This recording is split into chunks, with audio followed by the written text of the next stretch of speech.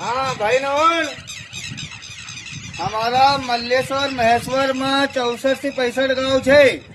महेश्वर मल्लेश्वर मध्य प्रदेश में आवे। तो ये डैम में हमारा पुराना लोग का मकान था, नदी का किराना। तो वो कही है कि आप टूटी फाटी गया, तो छोरा छोरी ने की मांगनी करने जवान, तो छोरी वाला था कहे कि भाई थारा घर को पक्को मकान छे। अब वो पक्को मकान हो तो बेचारा बताव, क्योंकि लकड़ी को तो इनको तो टूटी गयो।